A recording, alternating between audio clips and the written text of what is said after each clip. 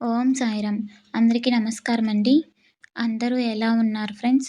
అందరూ ఆ షిరిడి సాయినాథుని ఆశీస్సులతో అందరూ బావుండాలి, అందరూ ఆరోగ్యంగా ఉండాలి అని మనస్ఫూర్తిగా కోరుకుంటూ, ఈరోజు వీడియోలోకి వెళ్ళిపోదాం ఫ్రెండ్స్. అంతకన్నా ముందు మన ఛానల్‌ని ఎవరైనా కొత్తగా చూస్తున్నట్లయితే మన ఛానల్‌ని సబ్స్క్రైబ్ చేసుకోండి ఫ్రెండ్స్. సద్గురు సాయి 77. అలాగే మన వీడియో నచ్చితే ఒక చిన్న లైక్ చేయండి ఫ్రెండ్స్. ఈరోజు బాబాగారు మన కోసం ఒక చక్కటి సందేశాన్ని తీసుకొచ్చారు ఫ్రెండ్స్. అది ఏంటో బాబాగారి మాటల్లోనే తెలుసుకుందాం. సఖ్యం అనగా స్నేహం.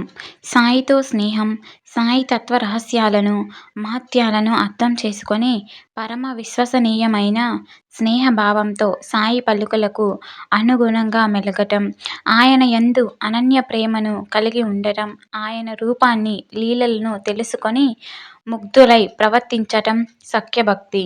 తన స్నేహితుని పనులను అందంగా, ఆదరంగా నిర్వర్తించటం, అతని వియోగంతో వ్యాకులమవటం, ప్రతిక్షణం అతనిని కలుసుకోవాలని ఆశించటం మొదలైనవి సఖ్యభక్తి లక్షణాలు.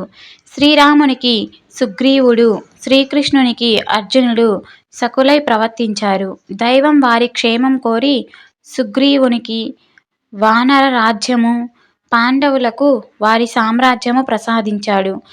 బాబాకు 72 జన్మల నుండి సఖ్యతతో ఉన్న పుణ్యాత్ముడు శ్యామ.